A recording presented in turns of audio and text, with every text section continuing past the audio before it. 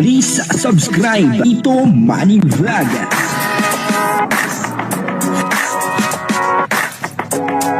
Payagan po si Tito Manny Vlog na mag-reactor para pambiling gamot sa kanya pong karamdaman. Sobrang lungkot po ni Kalinga Pedro dahil sa mga pangyayari na talaga naman kahit sino ay malulungkot dahil sa nangyari.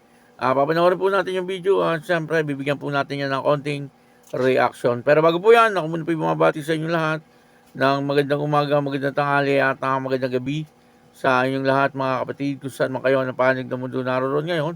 Ay mag-iingat kayo palagi at pagpalain kayo ng ating Panginoon. Maraming salamat din po sa patuloy na tumatangkilik sa aking YouTube channel at nanonood sa aking video reaction. Patuloy lang po natin suportahan sila Kuya Bal Santos Matubang, Kalinga Prab, at Ed Vlog, Jack Tapia at yung mga kasama ko pong reactor sa Kalingap. Ganun din po yung mga charity vlogger na Kalinga partner. Ito po yung video na kung saan dito ay makikita po natin na talagang nalulungkot etong si Kalinga Pedro. At ang kabuuan po ng video ito ay mapapanood po natin sa YouTube channel ni Kalinga Pedro. Ito po yung video, panoorin po natin. Ay, dito ang dapog din ako. Guys, tingnan mo. Tingnan nyo. Nag-iinit ng tubig. Tama? Tapos dito ang sarili nyo pugasan. Talagang, ano po ba to? Parang ang area nitong pinaglagyan ng bahay ay stock room lang, parang bodega o kulungan. Ay, sa water district to. Napalis na rin po kami dito. Ay, ibig sabihin, parang nakitira lang talaga kayo. Pero buti tumagal kayo isang taon na nakatira dito, hindi kayo agad pinalis. Napalis na po kami dito. Bawal dito ay. Bawal talaga po at kasi, Wala ko kayo mawalipatan kaya hindi na yung makaalis dito. Kawawa man sila tatay. Ngayon po may iaabot lang po ako sa inyong tulong. Dito po tayo pambihira yun pala. Ano pong pangalan nyo nga pala? Nauli po. Nauli. Kaano uli? Wala po kayo ngayon lakad. Wala ko po.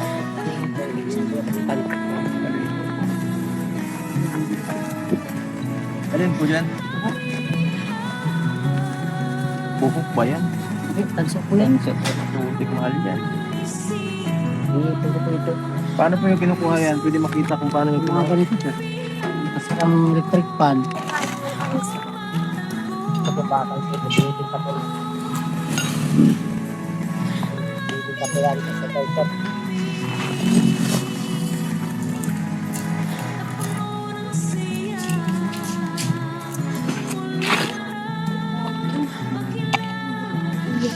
Tanso. Alas ko po sa electric fan. Dito, dito. Dito pa yung aralang ganito mo na malala. Malala pa sa inyo yan, Ruben. Okay, family room. Pero natin namin bahay ko yun. Sa ganito, meron po dito. Ano ba sila mabuhay sa ganyan? Kahit yung sa inyo tagilid, mas maganda manira sa bundok ng kan. Mas maraming pagkain, madali na libreng query kan.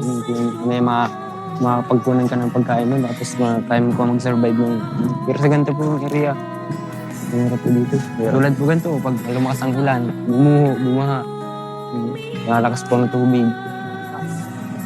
Yun nga halatado man po kasi siyempre yung mga naiipon sa gitna Mahirap po dito po magtira. Grabe. Hindi ko kakayanin po dito magtira ng isang taon. So nakita nyo ngayon yung mga tinutulungan natin na ganyan. Anong sa tingin nyo na na-realize nyo? Ikaw, ha? Huwag mo na isipin yung cellphone mo, mamaya mo na isipin yun. Huwag mo na isipin mo. Mamaya nasa bahay lang yun Yan guys. Ito kaya ko din nalaring kayo para makita nyo mas maintindihan nyo rin yung mga nararanasan ng tao. Talaga na kagaya niyan. Minsan mapapaisip kayo, parang mas swerte pa kayo kasi mga ganito. Diba? Ako kaya yung mga tulong na yun tulong natin kayo dapat mahalaga. Guys, so tayo, parito ka po, may ilan lang tayo. Halika po dito, mayroong konting biyaya po kami ibibigay.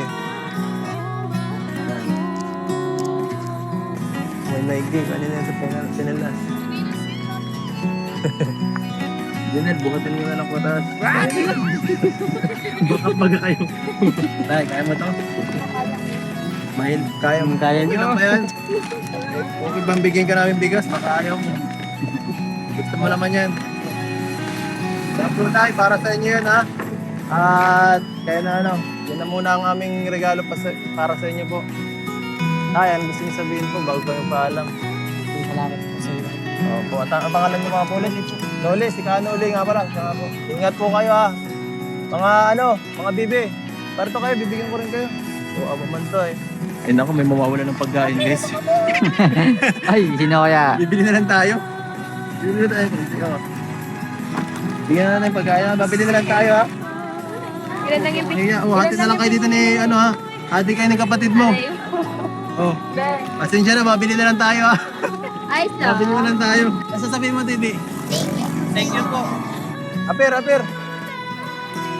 Ay, paano ka makakapir? Ay, paano ka makakapir? Wala ka nang hawakan. Apir. Yan. Sige po. Sige po, ba? Nalungkot po si Kalinga Pedro, no, doon po sa kanyang dinatnan at nakita, no, doon po sa pamilya ni Kanoli. Ano po, talaga nga namang nakakaawa po talaga, no, yung sitwasyon nung mag-anak ni Kanoli, ano po, at nakita po natin yung kanilang bahay, ay bagamat bakal ito, no, pero ang dingding ay parang mga tarpaulin, ano po, nasa gano'n ay hindi siguro sila mabasa doon sa loob, ano, at pinapalis na nga daw po sila doon sa kanilang tinitirahan. Ano, medyo hindi maganda yung sitwasyon ng pamilya ni Kanoli. Ano po, kasi makikita po natin na yung paligid, ano, na parang dinamolis na bahay. Parang gano'n ang napapansin ko, ano po, at parang doon sa kabilang area naman, parang dinadaanan ng tubig. Ano po, at ang hanap buhay ni Kanoli ay mga ngalakal. Ano po, sa bagay, marami naman po ang nangangalakal, ano, na nakakaraos naman po sa buhay. Kaya lang siyempre, ano po yan, na dapat masipag po siya mga lakal. Ano, o kaya, dapat may puhunan po siya, ano, po sa ganun, ay nakakapamili po siya, ano, ng mga dyaryo, bote, bakal, tanso, ano po, at meron siya dapat kariton. Ano, ngayon ano na motor na Karamihan padyak na po ang gamit sa pamimili ng mga kalakal. Ano po, at yun naman po ay maayos din na hanap buhay. Ano po, ang importante ay huwag lang po gagawa ng masama. At yun naman ang nakikita natin dito kay Kanoli. Ano po, na talagang matyaga rin siya siguro sa pangangalakal upang sa ganun ay mabuhay niya ang kanyang pamilya. Ano po, at naawa nga si Kalinga Pedro dahil po sa nakikita niya, no, lalo na po may mga bata. Alam niyo naman si Kalinga Pedro, no, pagdating po sa mga bata ay talagang mawain po yan si Kalinga Pedro. Ano po, di bali matatanda kahit pa paano talagang kaya nila yung kanilang mga sarili. Ano po, pero yung bata, siyempre pagka sobrang lamig, pwedeng dapuan ng sakit. At pagka sobrang init, ganun din. Nakikita po natin yung kanilang bahay ay talagang tarpaulin yung nakapaligid. Bagamat bakal po yung nakita natin. Pero hindi po maganda yung yung sitwasyon ng kanilang tinitirhan. Sabi nga ipaalisin na nga daw po sila doon. Yung pa po ang isang hindi maganda. Ano po, pagka po sila ay pinaalis na doon, saan po kaya sila titira? Kasi sa tingin ko hindi naman po nila din kayang umarkila ng bahay. Ano po, sana meron po silang malipatan, kahit po kubo-kubo lang, merong magpatera sa kanila. Ano po, yung mga bakanteng lote na pwedeng taniman, ano po, sana merong ganun, may magandang loob. Ano po, na doon muna sila magkubo-kubo. Pag kubo-kubo pwede naman po silang humingi ng tulong siguro kay Kalinga Pedro. Pag kubo, kayang-kaya po siguro ni Kalinga Pedro na ipagawa. Bagay, ang kubo ngayon umaabot na rin po ng nasa mahigit 50. 50,000. Hindi pa po masyadong maganda yon. Ano po, pero pag magandang kubo, mga 100, ay ayos na po yun. 100,000 hindi 100 piso. Ano po, kaya yun, dito po nakita natin na talagang malungkot itong si Kalinga Pedro dahil po sa kanyang nakita, doon po sa tinitirhan ng pamilyang ito. Lalong-lalo na po mayroong bata na nakasama. Maraming salamat po sa inyong lahat at ako si Tito Manny Vlog na nagsasabing God bless you all. Diyos mabalos.